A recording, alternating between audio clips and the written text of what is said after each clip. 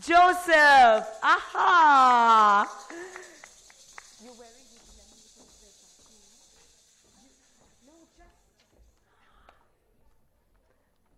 It's a very important Hindu festival today as well. We celebrate Baisakhi, which is the initiation of the harvest. So I just asked her if she's wearing yellow to celebrate Baisakhi. So it's just coincidental. If we could, and Leena is the chairperson of the Mana Trust, a development professional with a passion towards millions of underprivileged children. Inviting Shubhra Prakash. Yeah, Kakoli, yes, of course, I have you. Yes, welcoming Kakoli Datta, an author and, wait for it, a tea specialist. Navina? Welcoming the lovely Navina Jaffa, a Fulbright scholar and a heritage expert.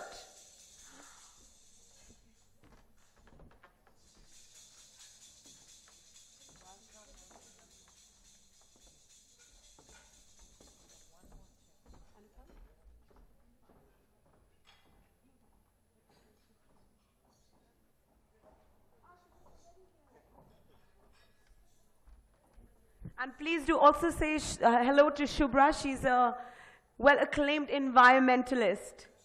It's an absolute honor to have such an illustrious panel. It's like dessert before dinner. Anupam, it's like dessert before dinner, I said. It's like dessert before dinner. Dessert before dinner. You are so kind, all of you. But thank you. Good evening, ladies and and a few gentlemen. So, before I jump into the session, I'd be remiss if I did not call out and acknowledge the presence of two people here. One is Dr. Harbeen Arora, who you all know and love, for the great work and leadership he has demonstrated in the All Ladies League and Women Economic Forum. And there's another gentleman, Mr. Vinay Rai, who I don't see. He's an industrialist and entrepreneur and a philanthropist. I've known him for 25 years. And our panel just wants to thank both of you for giving us a chance to speak on a topic that on a sector that we work in and on themes that we are all passionate about. That's inclusion and sustainability. I'd like now to introduce this awesome panel, the remarkable ladies who run businesses but have a heart of gold. I'll begin with introducing Shubhra Prakash, who's on my left, extreme left.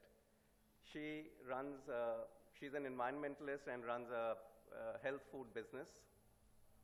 Then we have Divyata, who is a corporate lawyer by profession, was a corporate lawyer, and now runs India's leading platform for planning, designing, and executing weddings.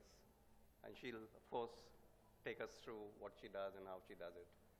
Then we have Leena Joseph, who's a trained Bharatnatyam dancer, but her heart is with young kids. So her foundation feeds lakhs of children across the country, gives them midday meals so they can be more efficient and more attentive when they're studying. Then we have Kakoli Datta, who is an author, a budding author, I would say. I think you've done your debut in this world of writing, Kakoli. She is remarkable in terms of her passion for tea, and she runs a business called Tea Monk, which is doing very well. And finally, my friend Navina Jaffa, who's a Fulbright scholar, a dancer, a heritage specialist. She's now launched a new business. It's a travel business, but related to gaining experiences. So I think it'll be accurate to call it experiential travel. So, and I would like to thank all of you for staying back to listen to these beautiful women. I just want to spend a minute and then I'll get out of the way, promise. And what the format we will follow is no questions, we let them speak. Leena here has to catch a flight back to Hyderabad. So, our topic given so thoughtfully by Harbeen and her team, was reimagining luxury with inclusiveness. Now, as a group, when we came and huddled to get to know each other and also to understand the topic and how should we interpret it, we decided to take a broader definition of inclusiveness, to include not only people. We are intelligent beings. By nature, we are selfish and we talk about ourselves. So not only include people in terms of inclusiveness, gender, caste, religion, orientation, and whatnot, we said we should be inclusive and include the planet.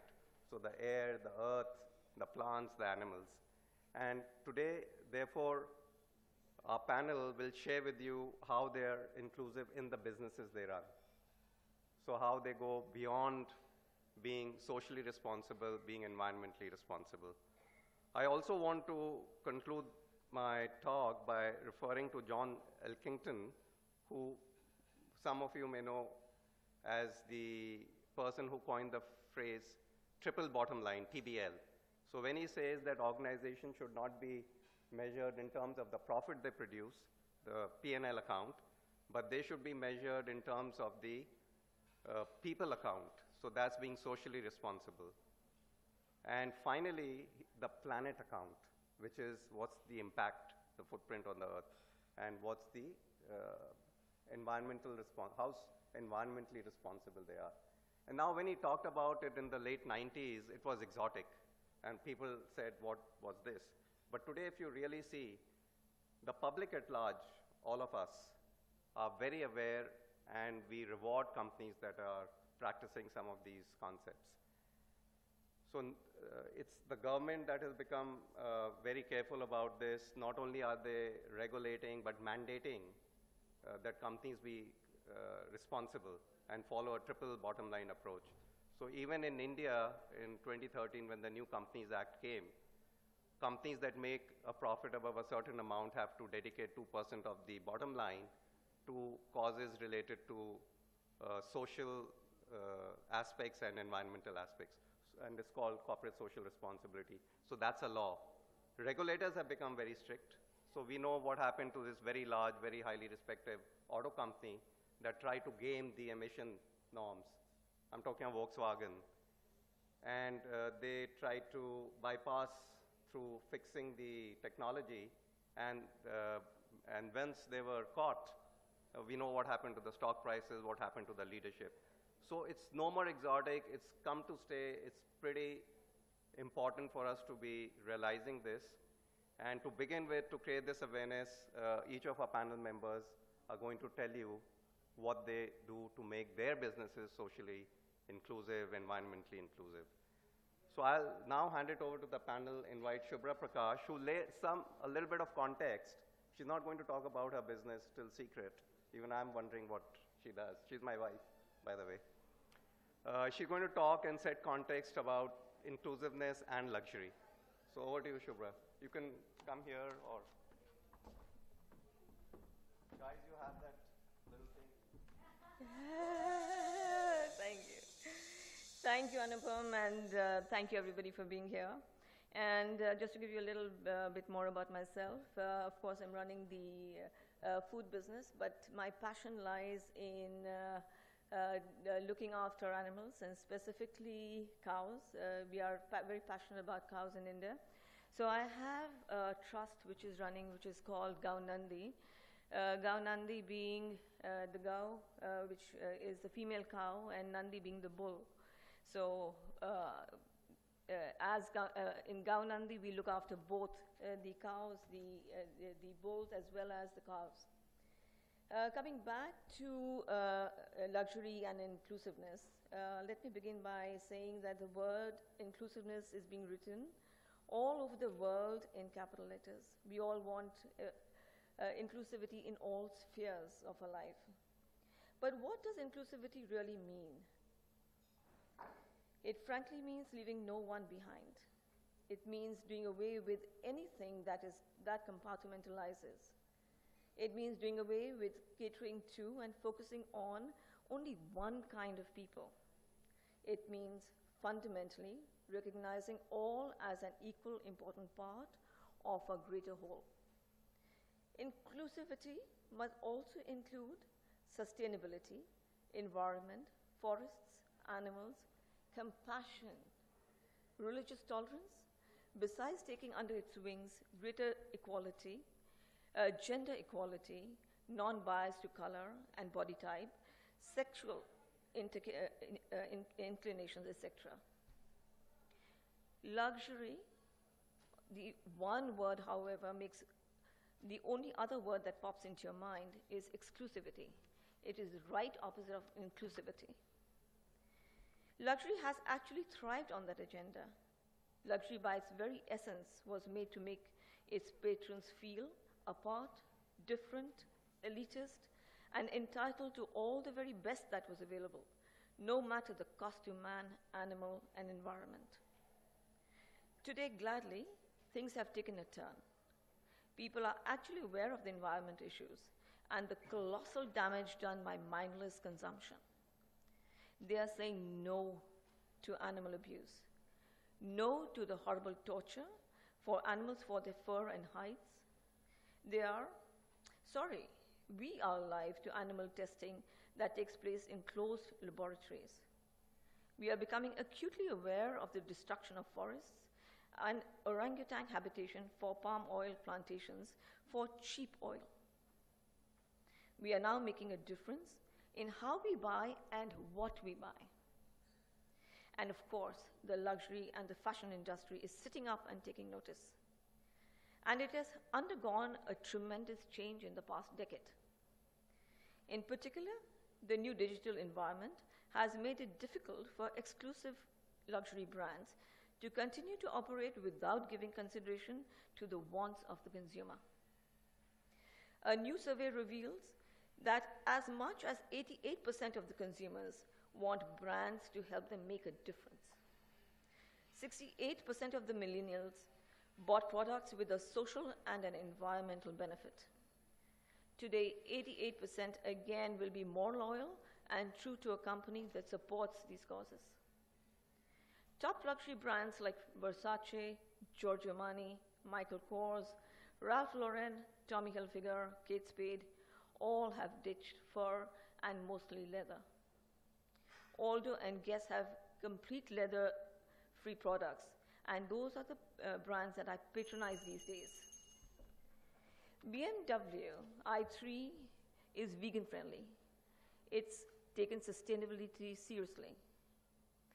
Luxury hotels are focusing on recycled paper, organic paint, eco-friendly cleaning products, and solar power. These have actually become their key selling points. Women are no longer bothered about their sizes or their color. Luxury brands are working hard to convince them that they are listening and serving to all their needs, and not only to the sizes from 0 to 12. They realize that luxury buyers are buying clothes and articles not only based on quality and style, but religious, culture, and social values. Do you know where your timepiece on the wrist was bought, or the earrings you are wearing come from? And what about the champagne you do cheers with when celebrating a success or a special occasion? Do you know where these things have been produced and how they've been created? Do you have ever asked these questions before you buy a product? I know I do. I care about the origin of my purchases. I believe that positive processes ultimately make a better product that contains good energy. I find value in purchasing my gadgets from brands that produce their merchandise in pure and eco-friendly environments under harmless human and animal-friendly conditions. So, we have the power. We as consumers have it all to change how organizations produce and deliver their goods. We just have to purchase right and be conscious consumers. Let inclusiveness and sustainability not be a luxury, but a part of luxury. Thanks.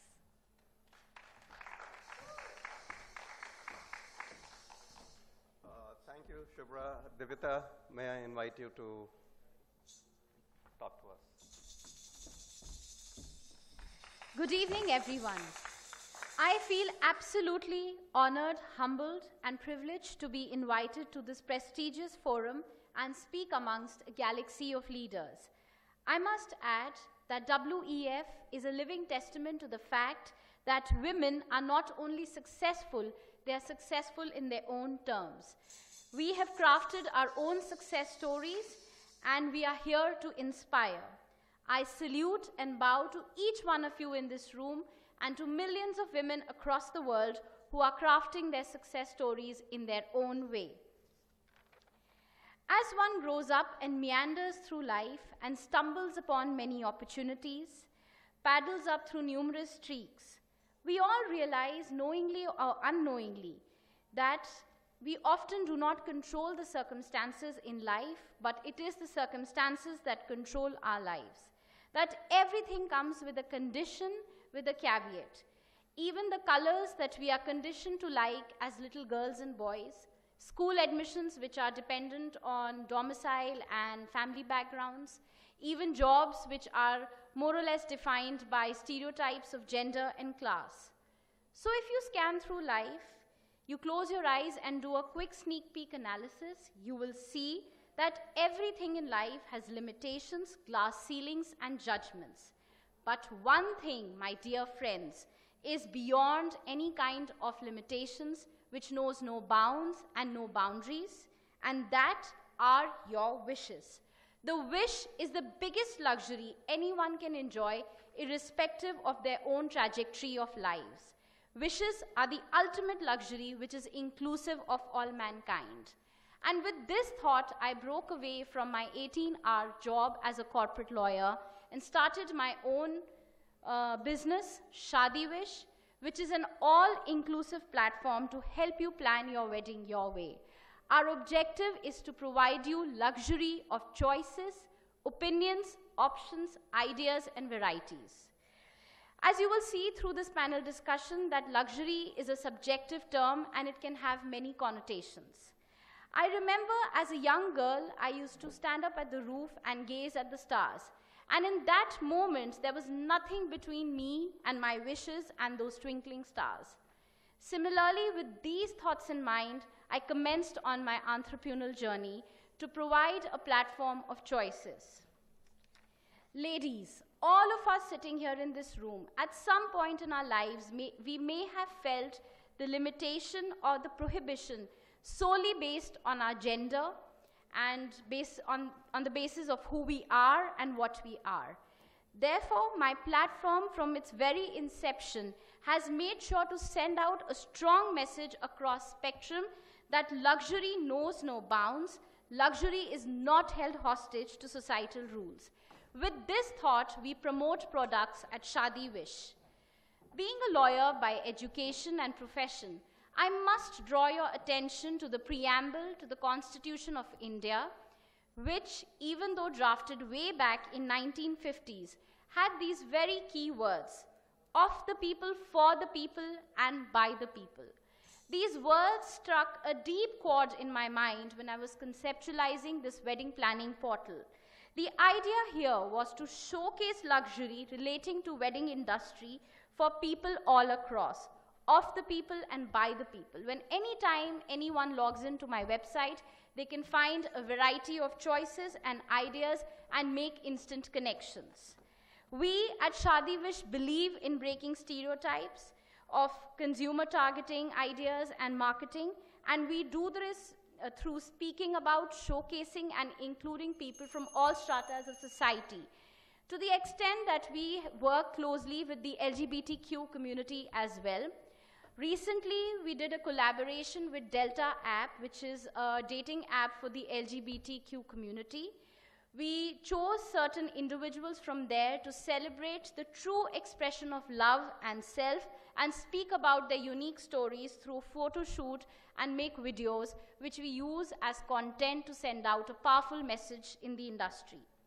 Heading a wedding planning portal makes me think about various aspects of wedding planning, which goes beyond the traditional confines of venue, food, decor, wedding trousseau.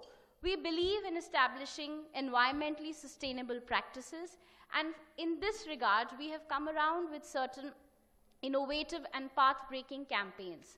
Shadi Wish has a tie-up with Feeding India, And we have launched a TOFA campaign where we encourage prospective couples to donate and give over leftover food from their weddings to the underprivileged. We also counsel our couples to go green by adopting practices like sending out digital invitations, create their own wedding website, work with environmentally sustainable brands, and we also go to the extent of providing them free space on our website to showcase their wedding albums, so they don't have to cut a lot of trees and waste paper. I would like to conclude by saying the true barometer of any meaningful venture is the feel-good factor it creates beyond the commercial profitability. We at Shadi Wish are still infants, but we walk ahead like Spartans, shoulder to shoulder, with one sole objective: to ensure that no one is excluded from luxury of choices when it comes to planning their own wedding. All right, thank you.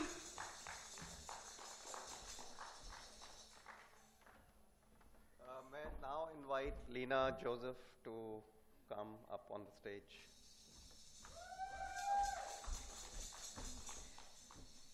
You know, actually, when Anupam told me about the topic, reimagining luxury with inclusiveness, I was wondering, what does luxury have to do with the program which I do?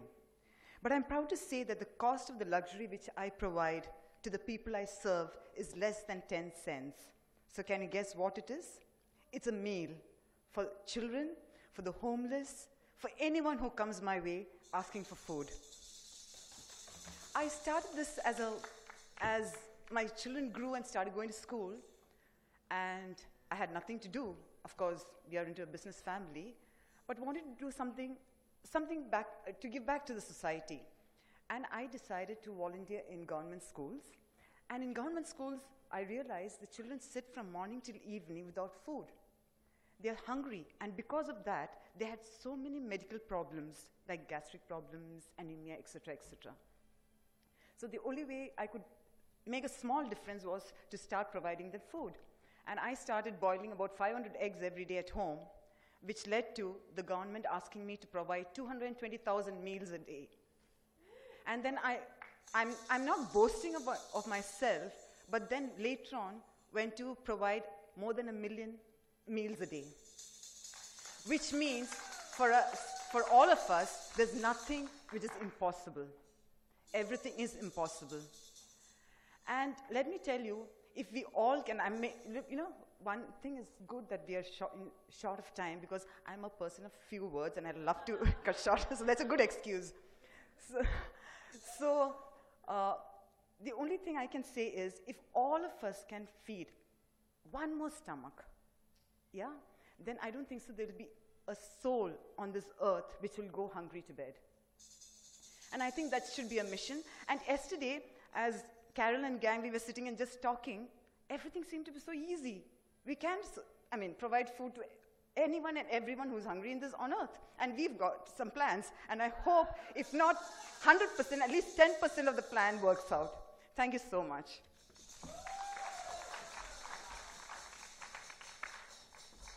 Thank you, Lena.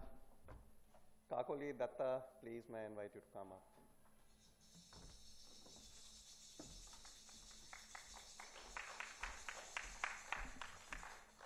Thank you, Anupam. Good evening, everybody. I'm Kakoli. I'm the co-founder of Tea Pond Global. The Tea Monk brand story embodies the soul of a monk. It's India's first tea venture offering exclusive quality, pure and natural specialty teas sourced from the finest tea plantations in Darjeeling, Nilgiris, Arunachal Pradesh, and Assam. The tea selection includes exquisite quality, black, green, oolong, and white teas curated by tea connoisseurs of Tea Monk Global. Our product portfolio delivers an unmatched, authentic tea taste. It repositions tea as an exciting and refreshing beverage underpinned with the category benefit of looking good and feeling good, addressed with the 5 primary pillars of wellness: energy, detox, relax, glow, and weight care. We curate the finest teas using only pure and natural ingredients. This implies that there are no oils, essences, or artificial flavors or colors in the teas curated by us. We work closely and assess the tea plantation for quality to ensure that we use the purest and best ingredients in our teas just the way nature made it, to ensure that our customers get to enjoy the most delicious flavors all year round. We support biodiversity conservation as much as we care about our tea plantation workers. With each cup of our tea consumed, we create a small difference in their lives. We also keep the health and wellness of our consumers at the heart of all our tea curation. We form ethical partnerships, procurement of a tea with tea plantations that improve the sustainability of tea production, the lives of tea workers, and the environment in which tea is produced with certifications like Fair Trade and Rainforest. The Fair Trade certification was an initiative to form a method for economic trading purposes in the market. This method takes an ethical standpoint and considers the producers first. This Fair Trade labeling certification provides assurance that the products are really befitting the farm workers at the end of the supply chain. The Rainforest Alliance is an NGO working to conserve biodiversity and ensure sustainable livelihoods by transforming land use practices, business practices, pest management, and consumer behavior. The heart of tea is in its plucking, and there couldn't be a better time than on the International Tea Day, which is on the 15th of December every year, to thank our heroes, the untiring plantations workers who pick and craft our exquisite teas.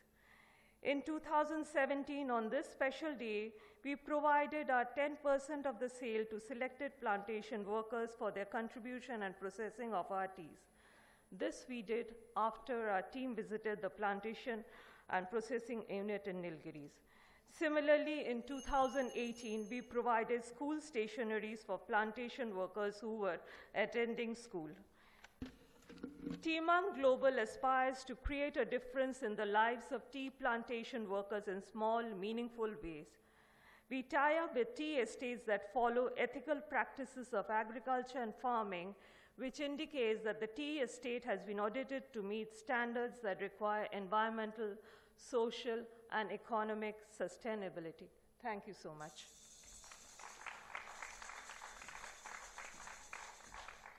Kakoli, thank you very much for sharing the story. I now invite Navina Jaffa, the only Fulbright scholar on this panel, to come up on the stage. I want to begin by thanking Anupam, Mr. Rai, Abreen, and all the listeners who've actually waited for me. 25 years ago, I came out of college and found that as a social scientist student, a dancer, and with art in my hand, how do I recreate a business? No jobs were available in universities, and how do I started something called academic tours, when knowledge became luxury. And I found that there was a demand, but what was missing in the supply was that a lot of leaders, a lot of business entrepreneurs who were coming to this exotic land called India came here to do business or for political meets or commercial interactions, but did not get the experiential understanding of the country. So my first victim, as I may say, was Dr. Henry Kissinger, followed by Nelson Mandela, and so on and so forth. And I was able to interpret India for them. How do I give back? Over a period of all this time, I've led tours, I've interpreted India from the point of view of the manner in which people come to engage with India. If it's a health company, it's an interpretation of India from the health perspective. If it's for making metros, it's from the transport perspective, and so on and so forth, bringing in all kinds of perspectives. So I went on a Fulbright to Smithsonian, and I thought this was a wonderful, I called myself a cultural broker.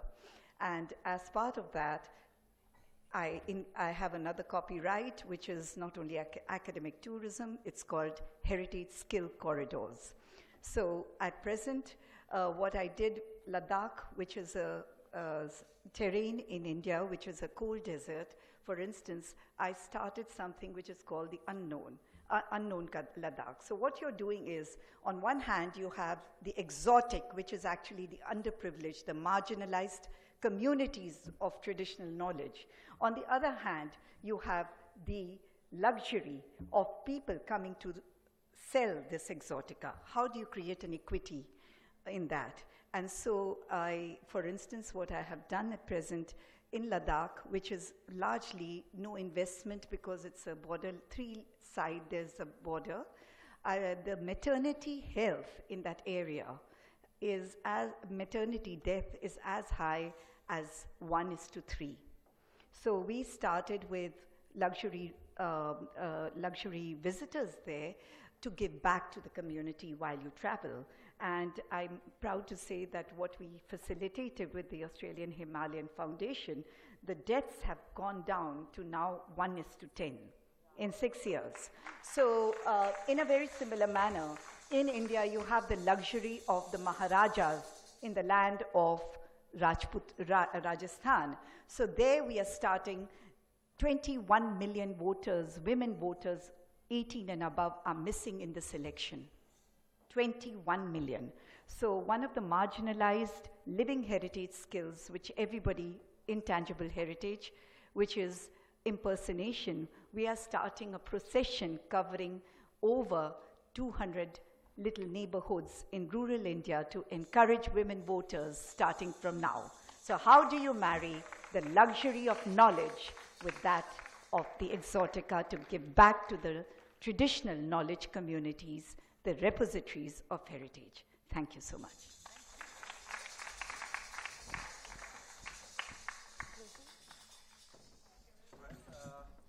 Apart from thanking this lovely panel spoke from their heart, I'd like to thank all of you for spending time and giving us encouragement. With this, Harbeen, may I conclude? And thank you very much again. I want to thank Anupam and all the panelists here and all the audience here, by the way, for this amazing synergy, this support. It's a massive event, and it's not always easy to sort of make things happen. We do try our best, and with your support, it works. We did it. We made it. So thank you very much. Yeah, of course. We have also joining us in giving away the awards to these amazing, that was really, that panel was like going on a journey, and it's luxury with a purpose. So I would like to introduce you to Carla Hota. Some of us know her. She is a celebrity hairdresser from Amsterdam, Holland. She's presenting the awards with Harbeen for this panel. Yes, doing also a lot of meaningful work, and really with a heart of gold and diamond. All the diamonds. If we could invite. Yes, please accept your award, Anupam Prakash, as an exceptional leader of excellence.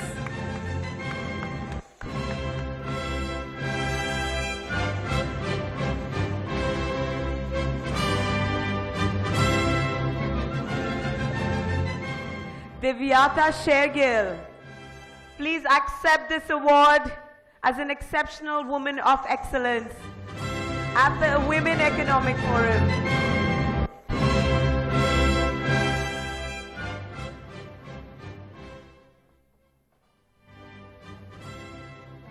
Shubhra Prakash, we invite you to accept this honor at the Women Economic Forum.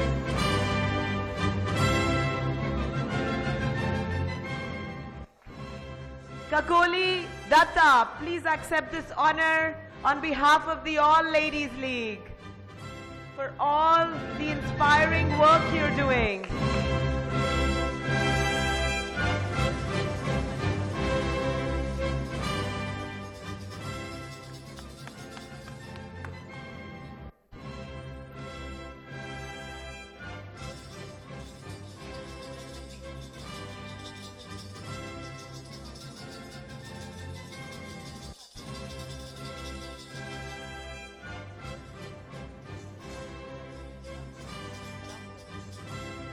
Lena Joseph.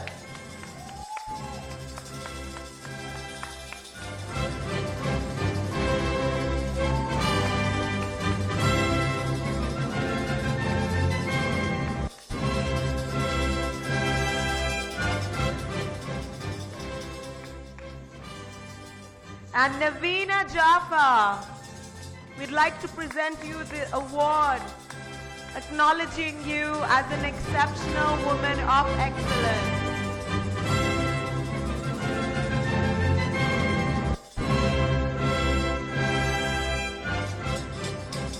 If I could request the ladies to come up for a group photograph.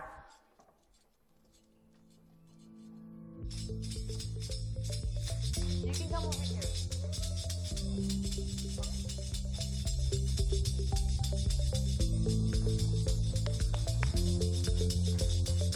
Last panel of the night.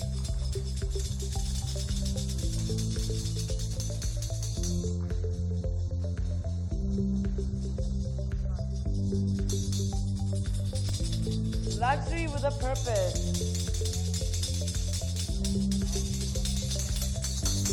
Thank you, ladies and gentlemen. Thank you for inspiring us this afternoon. And good night. We will see you 9 o'clock sharp in the morning. Oh, there's nice samosas made for us outside. Thank you, Vinayji.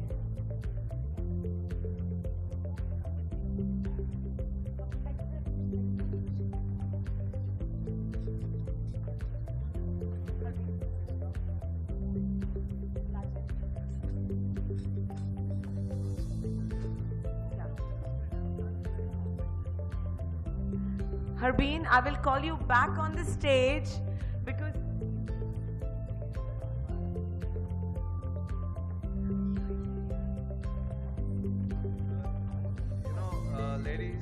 ladies and gentlemen, I just want to acknowledge the absolute brilliant team that the WEF has put up. I don't know all their names, but I know there's Manu and Mansi, and there's some other. But you know, I have attended conferences like all of you, but do you imagine how a conference that runs for 7 days with, I mean, I don't know, 100 sessions or 100 speakers in a day, sustains itself over a week, and all of this is by this high-powered team of a few. So this is incredible. I have not understood the model.